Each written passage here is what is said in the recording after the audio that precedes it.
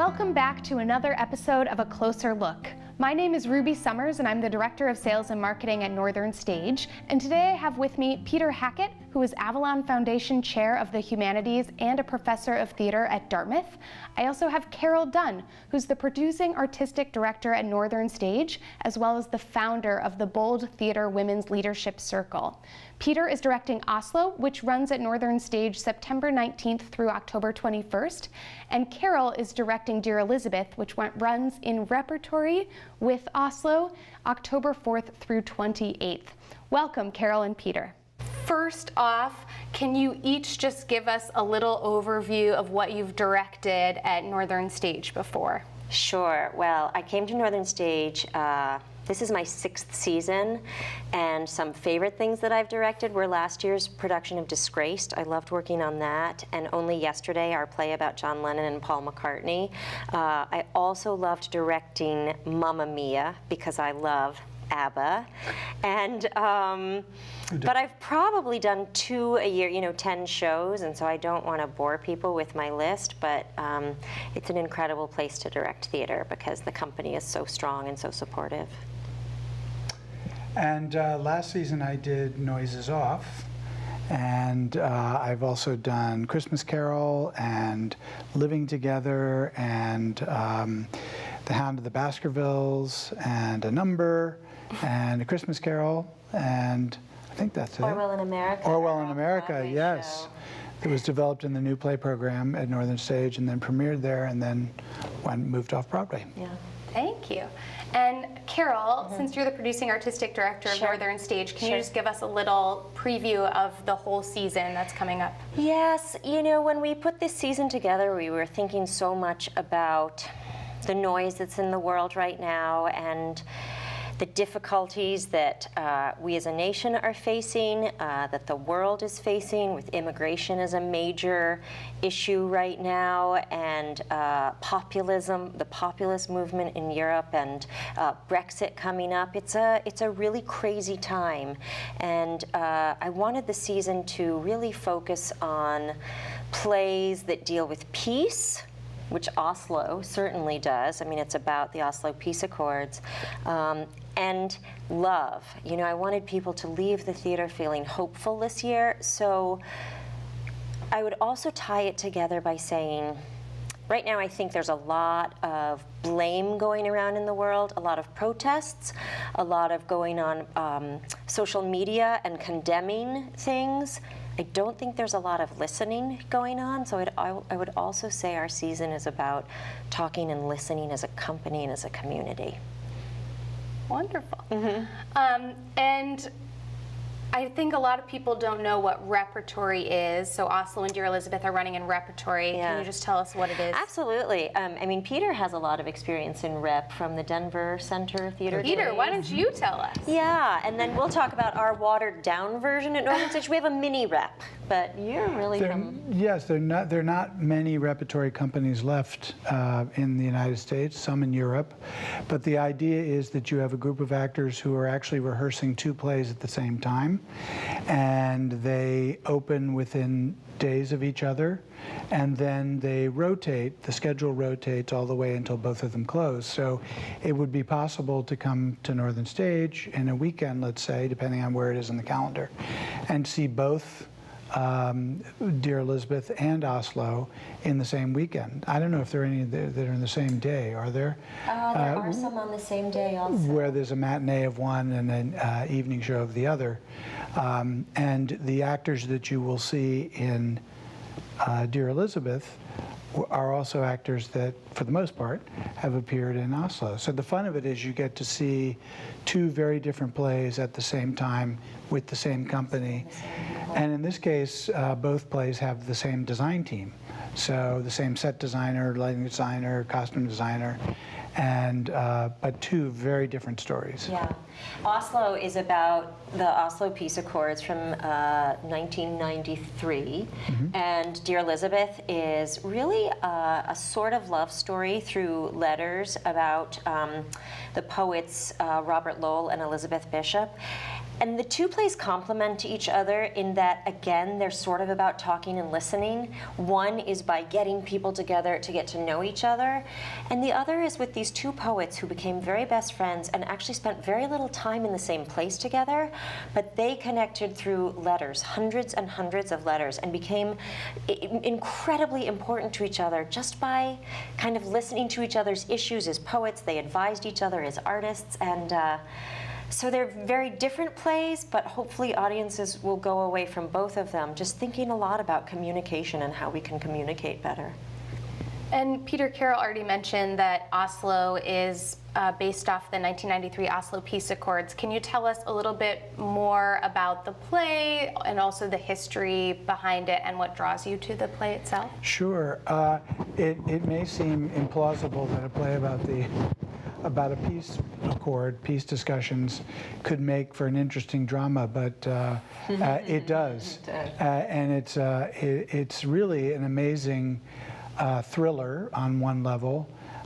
We know, of course, that the accords were signed, but we don't really, and I knew this before I took on the play, I knew the sort of basic facts around Oslo, but didn't know how it had happened, didn't know it was really a back channel exercise, didn't know the people who were involved, and it really is an amazing story of a very small, at least in the beginning, a very small group of people, Israelis and Palestinians, who, at the invitation of an institute in Norway, literally risked their lives because they were not permitted to speak to members of the opposite country, risked their lives to come together in secret to talk about their differences in the hope that they could begin to develop talking points and points for discussion that could be built into a peace treaty and peace accord. And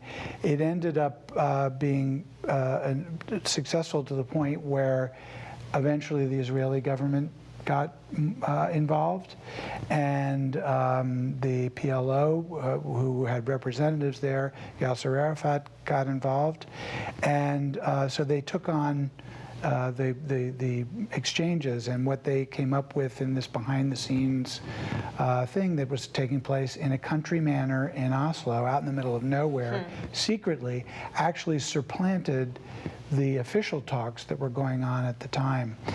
And so it's really, the play is about this extraordinary group of people who risked everything to come together and learn about each other in a very informal setting, in the hopes that they could come up with an agreement that would change the world. And one of the rules was of this, they attempted this very different way of negotiating. One of the rules was they were in a room together with no moderator, no supervisor, just the Palestinians and the Israelis, and they could do whatever they want on their own in the negotiating room. But when they came out of the room, they had a reception every night where they sat and drank cocktails and told stories and sat by the fire. In that room, they agreed that they would be friends. So there'd be no discussion of politics, and the theory, and this came from Terje Larsen, who was the Norwegian, the head of the Fafo Institute at the time, had this theory of how people could make progress. And he said they have to get to know each other. And so, and it turns out that two of the negotiators have been, remain, them and their families, lifelong friends. One Palestinian and one Israeli came out of this as very, very close friends. So it's a pretty amazing story. Yes. And this is the regional premiere. The last this play was seen was in New York at Lincoln Center in 2017. That's how fresh off the press this is. And then in London in the West End, we are the first theater in America doing it. And it won the 2017 Tony Award for Best Play. Yes. It's a really thrilling thing that Northern Stage has this premiere. And this is the 25th anniversary of the Oslo Peace Accords. So there's a lot of discussion around the event. There's an HBO documentary coming out about it. There's a lot of books coming out, but all looking back 25 years and saying, where are we now after the Yeah, and I eclipse? know we're doing the events surrounding it too. We're doing our Spot On series and additional lobby talks, just because we're trying to bring as many people in to talk about it as possible. We want voices to come together because right now, if you look at the map of Israel and the settlements, there are more settlements. It's still, things are not finished by any means, and we want all voices to be heard around this. So the Oslo Peace Accords were one attempt. What can we do better in the future? How can we move forward and listen to each other in trying to do that? So I think, it'll be on our website certainly, but I hope to have 8 to 10 community discussions, and we have all kinds of community leaders coming in to talk with our audiences and our cast. We're excited. We're so excited. We're so excited. I know you've spoken to this a little bit, but can you just elaborate a little more on what has drawn you to Dear Elizabeth? Well, actually, mostly it's the writer. Sarah Ruhl, I think, is one of the most beautiful writers of the past 20 years. I'm a huge fan of this writer. She went to Yale Drama School. I remember seeing her first play that was produced called A Clean House. And what's so wonderful about Sarah Ruhl is she can write about the most mundane thing, like a clean house, right? But she has this otherworldly sort of magical touch to her work that takes the mundane and makes it special or spiritual or magical. And she has crazy stage directions, like they went down to Hades and built a house out of string, and you go, oh my gosh, as a director, how do we go to hell and build a house of string on stage? The reason she does that is she's a romantic, I think, at heart, and then also a realist. So Dear Elizabeth, evidently Sarah Ruhl was on bed rest. She was pregnant with twins, and she started reading all of the letters between Elizabeth Bishop and Robert Lowell. And she was so excited about what words can do to bring us together. And so she's really taken all of their letters and put them sort of in a different order and edited them so that we understand these two poets, both of whom came from family backgrounds of mental illness, extreme mental illness. Robert Lowell spent a lot of time in and out of treatment. They were both alcoholics. They had real hurdles to get over. But the Sarah Ruhl magic is also the kind of magic that both Lowell and Bishop had in their poetry. Both very mundane and incredibly magical in how they sort of deal with life's problems. So it was Sarah Ruhl first, and then it was the play second. And then third, the play is read, it's mostly letters, and so the actors will read the letters. I thought, well, how cool if we have a couple of casts do it so that audiences maybe can see different people do the roles. So Dave Mason and Sue Hafner from Oslo will play the roles for a week and a half. Who were most recently in Noises Off together. They were just in Noises Off together. Yes. They're incredible company members, and we adore them. And then I'm going to play Elizabeth Bishop for a week and a half, along with Tom Miller, who's starring in our production of Once in the Spring, who Northern Stage audiences are really familiar with. So kind of an opportunity to see different casts take on this beautiful poetry, these beautiful relationships, and exalt how words are power. And often they are wielded a little irresponsibly nowadays, I think. I think lastly, for each of you, why should audiences come to Oslo and Dear Elizabeth? Let me answer first. Well, sure. I have my basic thing. I want audiences to come to Northern Stage, period, because we, and you know this, Ruby, we as a company live to make this our audience's very favorite place to see theater. That's my goal, that whatever play we do it in such a powerful and intimate and creative and unique way.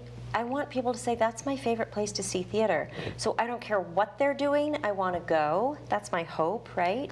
And we do have a lot, our subscriber base has grown beautifully. But with these plays specifically, I think it's a really cutting edge September, October. you know, as the leaves are falling and it's time to start thinking and get back into what I call the season, you know, the season of education and the season of thought and going into oneself and thinking and considering. I think this is a remarkable kickoff, and we are so lucky to have Oslo here, period. It's hard to add anything to that, but I just want to say again that it's the play is really a remarkable story with fascinating characters. It's framed in the politics, obviously, because that's what they're talking about, but it's really about hope. And it's about the idea that any problem that human beings have created, human beings can solve. And if you really step into a situation like this, so these are mortal enemies who are facing each other with that belief that as complicated as this seems, there is a way to move forward together, then I think that's really the message of Oslo. And these people were all, they probably would say that they don't want you to call them this, but I think they were really, it was a really heroic enterprise, because they literally were putting their lives on the line in order to talk to each other. And it sounds so simple, but it isn't. And with the hope that they could change the world. So it's a great story. So. Thank you both, and we hope that you will join us for Oslo and Dear Elizabeth in September and October at Northern Stage. For tickets and more information, visit northernstage.org or call 802-296-7000. Thank you so much.